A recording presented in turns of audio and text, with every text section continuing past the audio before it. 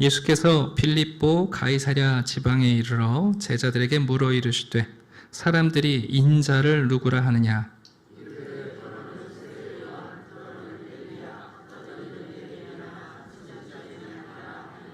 이르시되 너희는 나를 누구라 하느냐?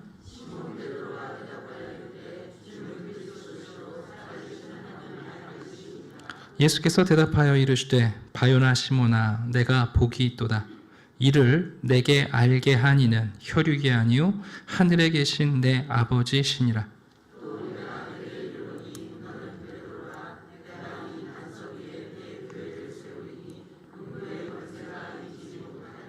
내가 천국 열쇠를 내게 주리니 내가 땅에서 무엇이든지 매면 하늘에서도 매일 것이요 내가 땅에서 무엇이든지 풀면 하늘에서도 풀리리라 하시고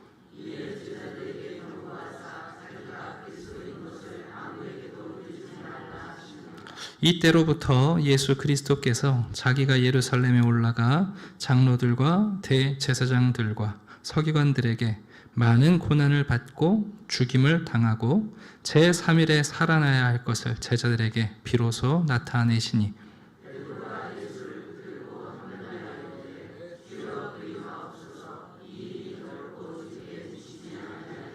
예수께서 돌이키시며 베드로에게 이르시되 사탄아 내 뒤로 물러가라. 너는 나를 넘어지게 하는 자로다.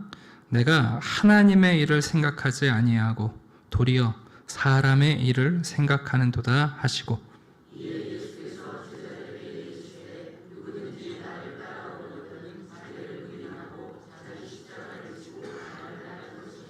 누구든지 제 목숨을 구원하고자 하면 잃을 것이요 누구든지 나를 위하여 제 목숨을 잃으면 찾으리라.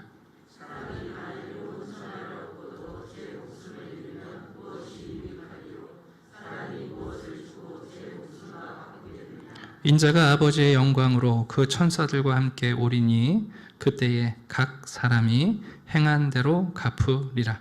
진실로 너희에게 이르노니 여기 서 있는 사람 중에 죽기 전에 인자가 그 왕권을 가지고 오는 것을 볼 자들도 있느니라. 아멘. 한국교회에서 존경받는 이재철 목사님은 종종 그런 말씀을 하세요. 성도들은 마태복음 16장까지 도달하는 성도들이 있고 그 다음에 16장 이후의 삶을 살아가는 성도들로 양분된다. 마태복음 16장까지는 무리들, 심지어 바리새인들과 사두개인들도 예수님께 나아오고 제자들도 예수님을 따라다닙니다만 이제 16장에서 베드로의 신앙 고백, 제자들의 신앙 고백이죠. 이 신앙 고백과 예수님께서 우리에게 말씀하시는 제자도의 요구 앞에서 우리가 어떻게 삶을 살아낼 것인가 진지하게 고민하게 하는 도전의 말씀입니다. 우리는 지난주에 베드로가 던진 귀한 신앙 고백을 들었습니다. 물론 이 신앙 고백은 베드로가 충분히 인지하고 깨닫고 믿고 실천을 기반으로 한 신앙 고백은 아니었습니다. 예수님께서 감사하신 것처럼 그것은 베드로의 혈과 육이 아니라 하나님께서 가난하게 제자들의 신앙 고백을 기다리시는 예수님의 마음, 그리고 예수님께서 물으시는 너희는 언제쯤 깨달을 거냐? 반복되는 질문 앞에 가난해진 제자들에게 주시는 하나님의 은혜였습니다. 마태복음 8장과 누가복음 9장에도 동일한 본문이 기록되어 있긴 한데 마가복음과 누가복음은 본문의 내용을 매우 요약적으로 설명합니다. 왜 그런가? 마가복음은 이방인들에게 예수 그리스도를 소개하기 위한 복음서인데 이방인들은 유대인들이 알고 있는 인자라든가 어떤 하나님의 아들이라든가 다윗의 후손이라는 개념이 전제되어 있지 않아요. 그래서 마가복음을 보면 베드로의 신앙 고백을 이렇게 간단하게 요약합니다. 주는 그리스도신이다. 그러니까 한마디로 말하면 주는 메시아이십니다. 이렇게만 소개를 해요. 이 얘기는 베드로가 실제로 이렇게 고백했다는 것이 아니라 마가가 이방인들에게 예수님이 흔히 말하는 구원자, 우리의 메시아다 하는 신앙 고백으로 소개하고 있습니다. 누가복음도 마찬가지인데요. 누가복음 역시 이방인이었던 누가가 복음서를 쓰면서 여자나 아이들, 특별히 그 시대 당시에 많이 배우지 못한 가난하고 연약한 사람들을 위한 복음서 아닙니까? 누가복음도 이렇게 되어 있어요. 하나님의 그리스도시니이다. 그래서 우리가 흔히 이 신앙 고백을 이야기할 때는 마태복음 16장에 나오는 베드로의 신앙 고백을 가장 정확한 신앙 고백으로 이해하곤 합니다. 그런 면에서 제가 지난주에 베드로의 신앙 고백이 갖고 있는 세 가지 중첩적 의미를 말씀드렸어요. 첫 번째, 주는 할 때 주라는 말이 사실은 당신이라는 말인데, 이것은 예수님께서 첫 번째 질문하신 인자가 누구냐 하는 질문과 관계에 있어요. 오늘 본문 28절 잠깐 보시겠습니다. 여러분, 이 문단의 마지막 거기 보시면 어떻게 끝나죠? 누가 그 왕권을 가지고? 인자가. 유대인들의 수미상관 기법을 이제 아시죠? 항상 시작한 말로 항상 끝나요. 그 얘기는 뭐냐면 이 마태복음 16장 13절에서 28절이 하나의 문단인데 인자로 시작해서 인자로 끝난다는 것을 보여줍니다.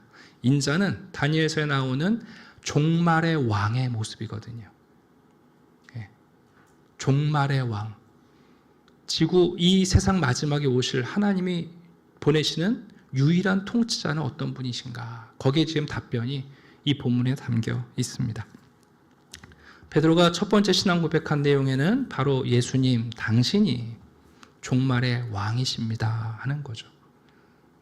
두 번째는 뭐냐면 예수님을 그리스도라고 고백한 거예요. 그리스도라는 개념은 머리에 기름을 부어 그 시대에 특별히 하나님이 선택한 일꾼들인데 대표적인 것이 왕과 선지자와 제사장입니다. 어느 시대에나 여러분 사회가 혼탁하면 좀 훌륭한 왕이 나기를 바라죠. 하나님이 이 시대를 제대로 이끌어갈 만한 지도자를 주시기를, 다윗과 같은. 또 그런가 하면 하나님의 말씀이 희귀해지고 사람들의 비진리가 진리를 대처할 때 정말 하나님이 우리에게 원하시는 길이 무엇인가, 선지자들을 기다립니다. 그런가 하면 우리가 실수하고 범죄했을 때 과연 우리를 체휼하며 우리와 공감하며 우리의 연약함을 알아주는, 자기를 바쳐 하나님께 제사를 드릴 만한 대제사장을 기다리게 됩니다. 그게 그리스도, 메시아죠. 근데 예수님께서는 이 삼중직을 다 완수하시는 거 아니에요? 구약을 보면 왕 따로, 선지자 따로, 제사장 따로. 근데 예수님은 그 어떤 왕도 그 어떤 제사장도 그 어떤 선지자도 도달하지 못한 것을 홀로 다 감당하시는 거예요. 요한복음을 보면 요한은 헬라 철학의 배경에 있는 사람들에게 쓴 복음서예요. 그래서 선지자 그리고 제사장, 왕이라는 개념 대신에 그 개념을 철학적으로 표현한 길과 진리, 생명이라고 표현하고 있는 거예요. 여러분, 제사장이 하는 일이 뭡니까?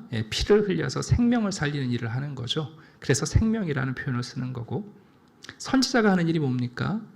백성들의 마음을 돌이켜서 바른 길을 걷게 하는 거잖아요. 그래서 길을 얘기하는 거고, 왕이 무엇이냐면 그 시대에 여러분 기준을 정하는 사람 아니에요? 진리를 선포하는, 그게 왕입니다. 그러니까 왕과 선지자, 제사장이라는 개념을 요한복음에서는 내가 곧 길이요 진리요 생명이라고 표현하시는 거예요. 우리가 사복음서를 읽어가면서 복음서가 서로 다른 목소리를 내는 것 같지만 사실은 예수 그리스도가 어떤 분이신가 우리에게 다각적으로 이해하게 도와주는 겁니다. 자, 이제 오늘 본문에서 저는 지난주에 전했던 내용들을 간단히 요약하고 오늘 정말 중요한 이야기를 하고 마치려고 합니다. 자, 먼저 첫 번째입니다. 하나님께서 가난한 우리에게 귀한 신앙 고백을 하게 하셨습니다. 바로 종말의 왕, 그분이 예수 그리스도이십니다.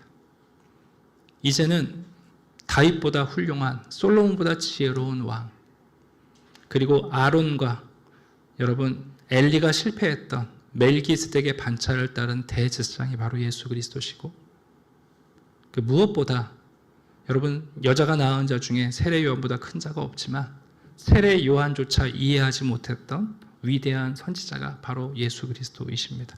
더군다나 예수님은 살아계신 하나님의 아들, 다시 말하면 지금도 과거에도 현재도 하나님을 기쁘시게 하는 순종의 아들이십니다. 살아계신 하나님의 아들입니다라는 얘기는 하나님은 과거에도 살아계시고 영원히 사시는 분 아닙니까? 바로 그 하나님을 과거에도 기쁘게 하셨고 현재에도 하나님을 기쁘시게 하시고 장차 하나님을 기쁘시게 할 분이라는 순종의 아들이라는 표현이 담겨 있는 겁니다. 정말 귀한 신앙 고백이에요. 예수님께서 칭찬하셨습니다. 시몬, 네가 너의 아버지를 통해 사람들에게 드러나는 것처럼 나의 정체가 드러나는 것은 오직 아들을 아는 자 하나님밖에 없는데 하나님이 너에게 알게 하신 거다. 그리고는 여러분, 베드로가 예수님께 신앙 고백을 한 것처럼 예수님도 베드로에게 고백해 주시죠. 너는 이제 돌이다. 네, 너는 이제 돌이다. 네가 고백한 그 신앙이 반석이 될 때 너의 모래 같은 삶도 드디어 돌이 되고 그 반석 위에 지어져가는 성전이 될 수 있다 말씀합니다. 이 예수 그리스도에 대한 신앙이야말로 음부의 권세가 흔들지 못하는 삶의 견고함이라고 말씀해요. 제가 말씀드렸잖아요. 카톨릭에서는 이 베드로를, 이 신앙 고백을 갖고 교황 수장권을 얘기하는데 여러분 바로 다음에 보시면 베드로가 흔들려요. 이미 베드로가 이미 흔들려요. 베드로가 반석이라면 어떻게 이렇게 흔들리겠어요? 자, 예수님은 이 제자들에게 천국 열쇠의 권세를 주셨습니다. 천국 열쇠는 기도가 아닙니다. 천국 열쇠는 병목 현상 마지막에 만드는 출입문이 아닙니다. 천국 열쇠는 하늘의 창고에서 하나님의 진리를 가지고 와서 사람들에게 가르치는 권세입니다. 그래서 예수님은 마태복음 28장 마지막에 하늘과 땅의 모든 권세를 너희에게 준다. 가르쳐 지키게 하라 하고 말씀해요. 그런데 이 가르쳐 지키게 하는 권세조차도 우리의 능력이 아니라 깨닫게 하시는 성령님이 아니면 불가능하죠. 그래서 예수님은 20절 마지막에 제자들에게 경고하십니다. 자기가 그리스도라는 사실을 사람들에게 어떻게 하지 말라고요? 이르지 말라고요. 왜냐하면 아직 성령께서 만민 가운데 편만하게 임재하시지 않았기 때문에 제자들의 이 진리를 전해도 사람들은 깨닫지 못하는 거예요. 그러니까 가르치는 권세는 철저하게 성령에 의존해 있는 겁니다. 그래서 교회는 성령의 감동으로 기록된 성경을 성령의 영감과 성령의 조명으로 깨닫고 성령의 역사 가운데 이 진리를 전하며 성령의 도우심으로 사람들이 이 진리를 깨달아 예수가 누구이신지를 알게 하는 천국 열쇠를 가지고 있습니다. 이 열쇠는 우리가 사용하는 것이지만 이 열쇠의 사용법은 성령님께 배우도록 되어 있는 거죠. 예수님이 그 말씀을 하셨습니다. 자, 그리고 이제 드디어 예수님이 얼마나 기다리셨는지 몰라요. 제자들의 입에서 이 신앙 고백이 터져 나오기를. 왜냐하면 예수님이 누구이신지를 알아야 예수님의 행동을 이해할 수 있지 않습니까? 우리들은 종종 오해하는 게 저 사람이 행하는 것을 보면 그 사람을 이해할 수 있다고 생각하는데요. 이게 여러분 그런 게 아니에요. 그 사람을 알 때 그 사람의 행동의 의미가 다르게 해석되는 거죠. 예수님이 누구이신지를 모른다면 그분이 잡히시고 고난받고 죽으시는 것은 그저 또 하나의 로마에 대항하는 반역자와 여러분 종교 지도자와 그리고 죄수 중에 하나로 끝나버릴 것 아닙니까? 그러나 예수님이 어떤 분이신지를 안다면 그분의 고난이, 그분의 죽으심이, 그분의 희생이 다르게 해석된다는 말이에요. 예수님께서 여러분 기다리셨던 이 신앙 고백을 받으시고 드디어 제자들에게 말씀합니다. 내가 이제 예루살렘에 올라갈 거다. 장로들에게, 대제사장들에게, 서기관들에게 많은 고난을 받고 죽임을 당할 것이고 그리고 3일 만에 부활할 것이다.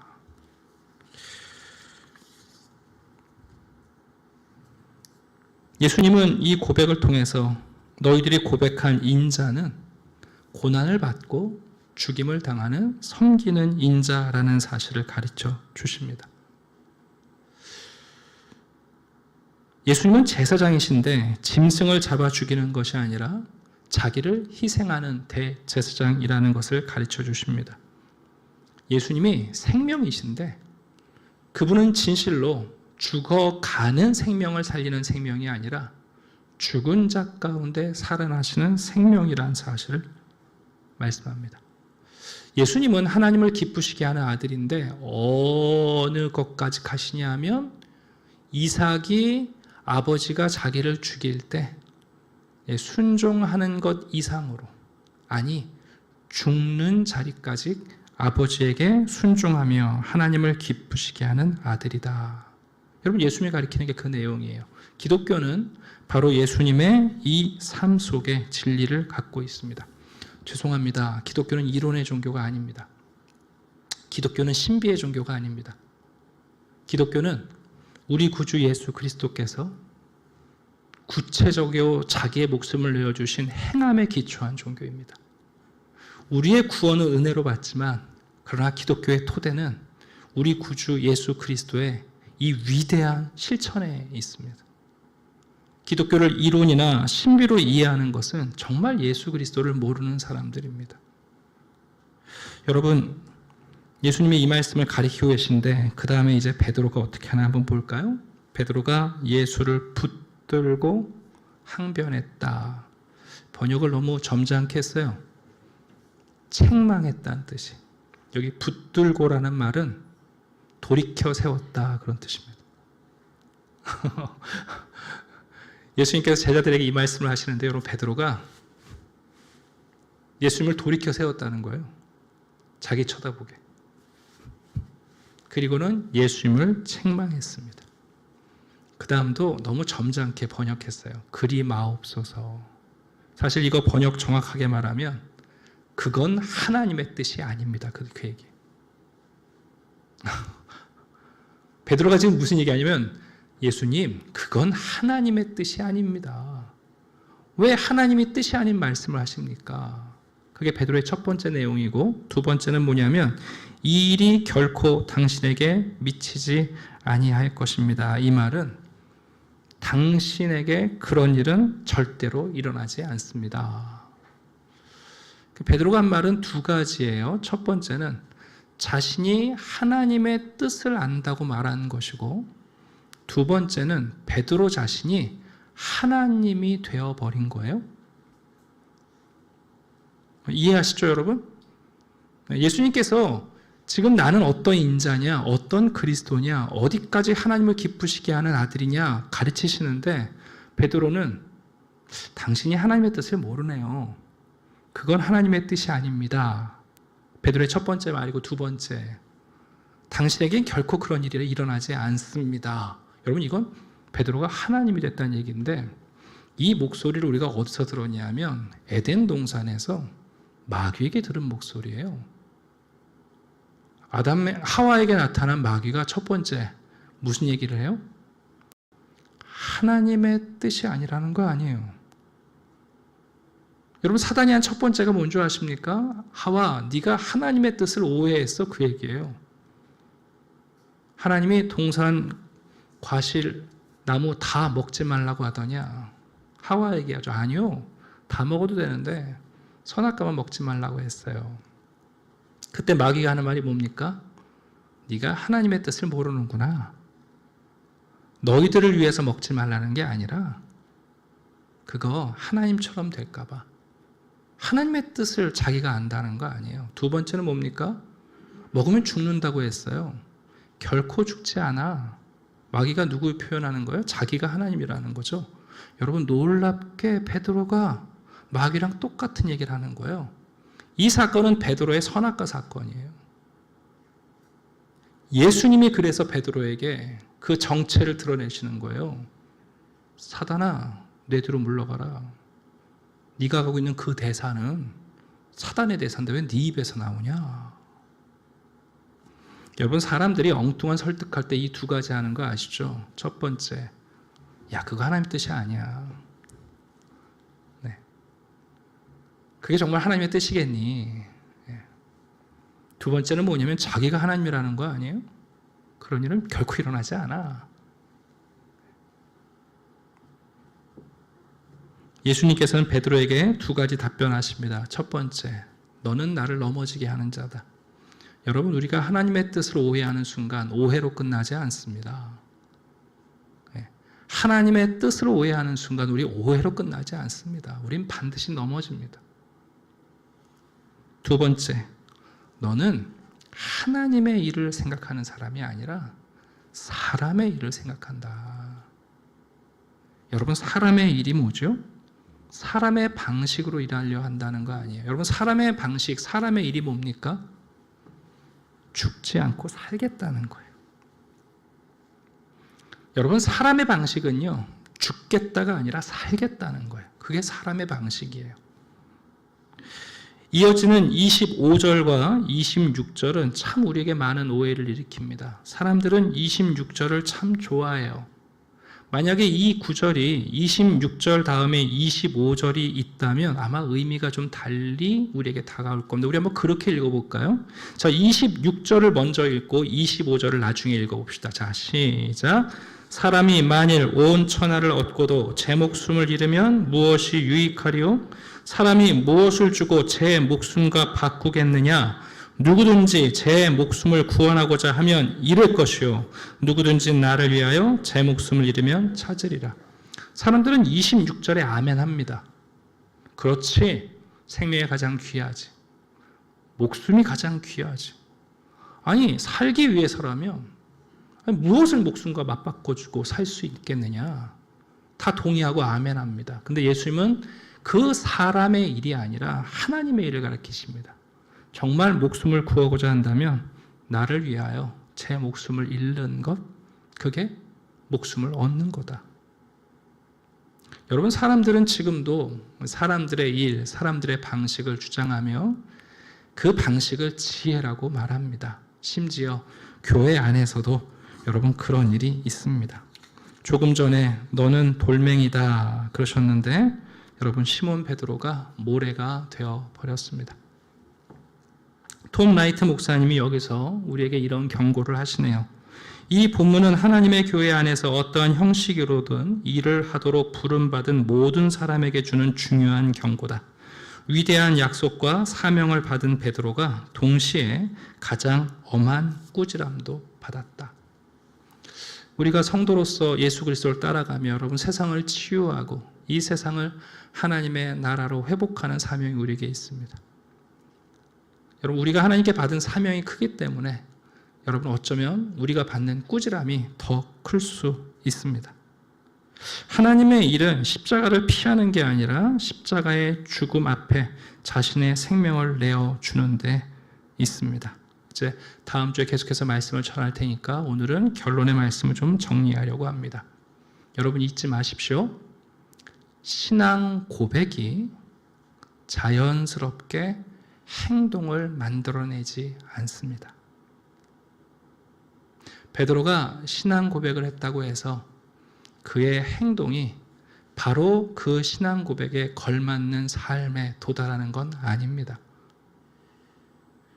우리가 예수 그리스도를 믿고 세례를 받고 때로는 임직할 때 선서를 하기도 합니다. 우리의 신앙 고백이 자연스럽게 우리의 행동의 완성을 약속하지 않습니다.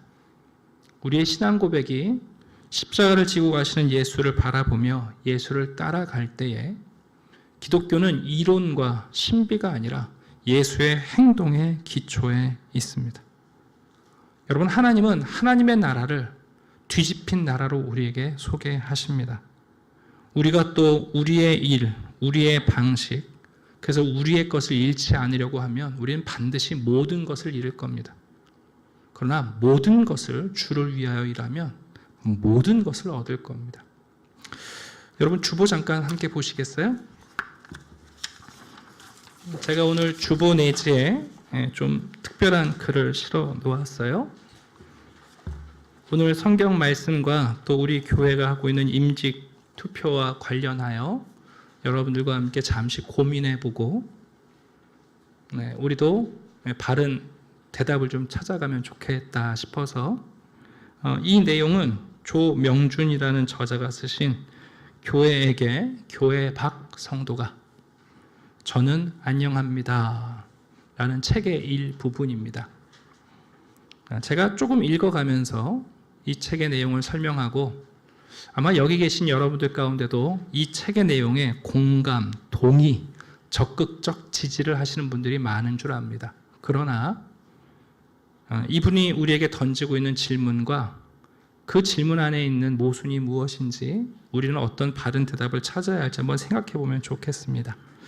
이분은 40세가 될 때까지 어려서부터 교회 출석을 잘 하신 분입니다. 두 번째 문단, 첫 번째를 한번 볼까요? 옛 기억을 떠올려 굳이 이렇게 말씀드리는 건 제가 교회를 겉돌다가 교회 밖 성도가 된 게 아니라는 것을 말하고 싶어서예요. 네. 이분은 교회에 오랫동안 머무르며 내용을 보니까 서리 집사님이셨던 것 같아요. 네. 내용은 여러분이 천천히 읽어보시고 제일 마지막 세 번째 페이지 중간에 제목을 보시면 교회의 두 망령이라는 글이 있습니다. 제가 좀 읽어볼게요. 전 교회를 다니고 싶었어요. 찬양도 하고 찬양대도 하셨었대요. 성도 간 교제도 하고 싶으니까요. 더군다나 예수님이 다시 오실 때 저에게가 아닌 우리에게 오신다고 하셨으니까요. 그래서 몇 가지 기준을 가지고 교회를 찾았어요. 작은 교회일 것, 회개가 투명할 것, 사회적 약자를 돕는 일에 적극적일 것. 이 정도면 제가 그렇게 까다로운 기준을 가진 건 아니죠. 운 좋게도 가까운 곳에서 이 세 가지 조건을 만족하는 교회를 발견했어요. 자, 두 줄 아래. 하지만 저는 그 교회마저 끝내 머물 수 없었어요. 그 훌륭한 정신으로도 어쩔 수 없는 교회의 두 가지 망령 때문이었어요. 첫 번째 망령은 성직주의였어요. 전 교인을 다 합쳐도 교인 수를 손에 꼽을 만해서 의사소통이 쉬운 줄 알았는데 그렇지 않아요. 이제 밑에서 한 6번째 줄 보시면 목사와 성도가 기능만 다른 수평적 관계가 아니라 계급이 다른 수직적 관계라는 의미예요. 그때 알았어요. 교회가 작다고 성직주의가 사라지는 게 아니라는 걸요. 네.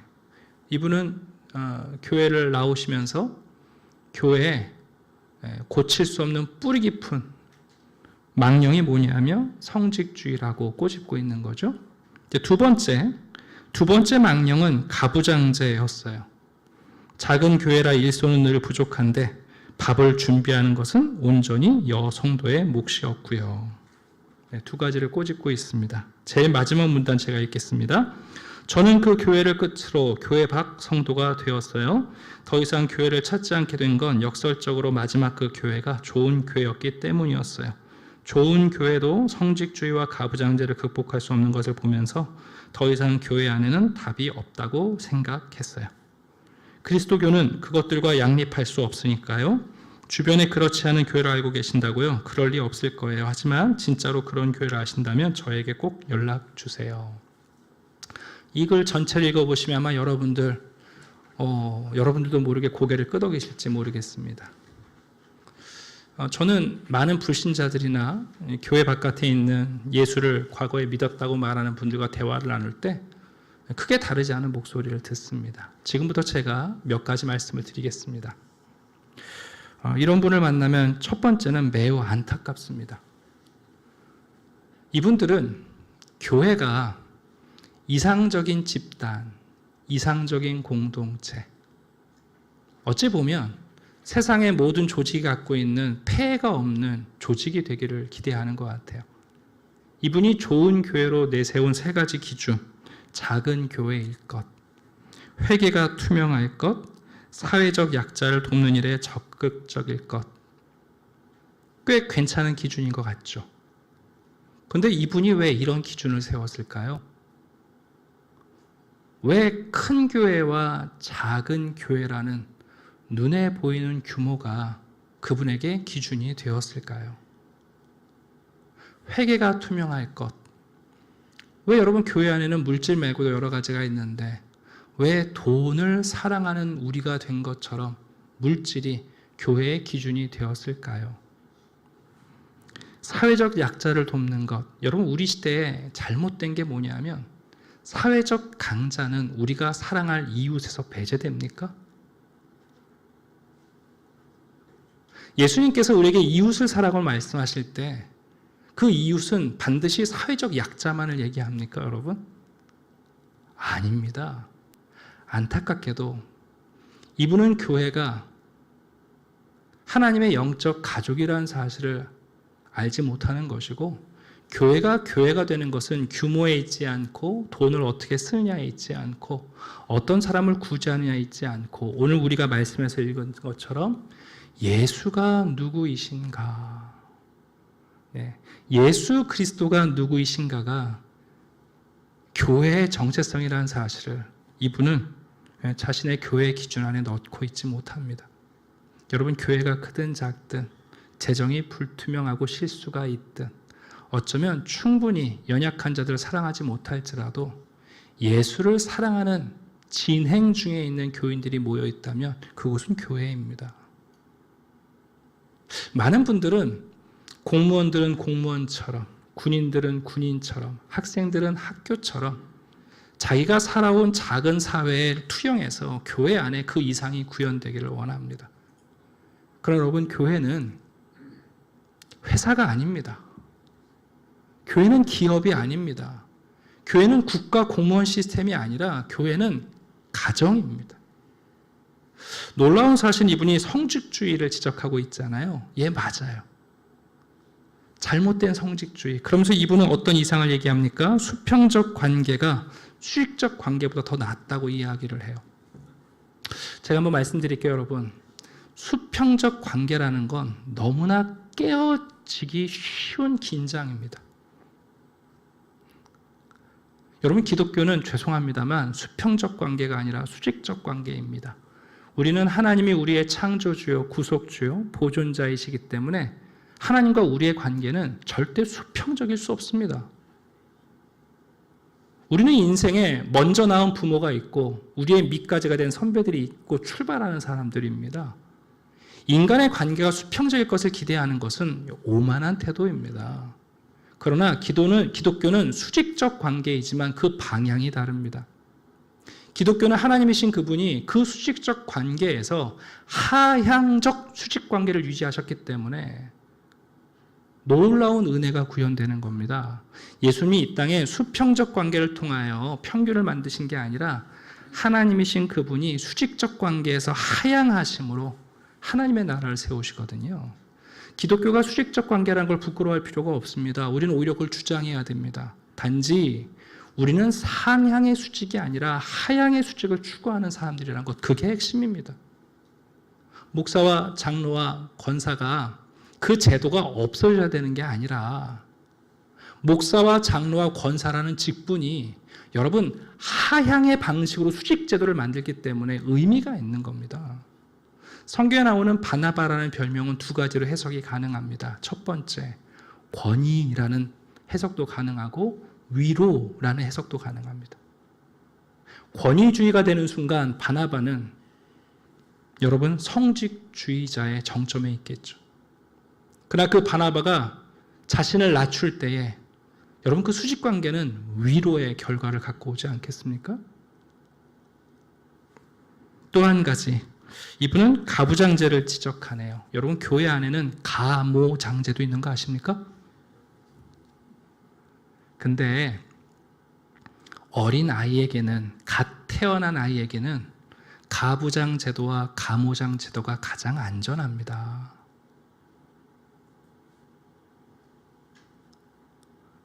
갓 태어난 아이에겐 여러분 가부장 제도와 가모장 제도가 그 어린 아이의 생명을 살리는 능력입니다, 여러분.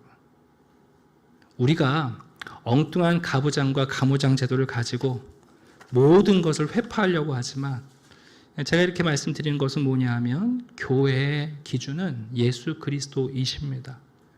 교회가 가지고 있는 제도와 정체성, 우리가 만드는 조직은 수평을 지향하는 것도 아니고 상향 방식의 수직을 지향하지 않습니다.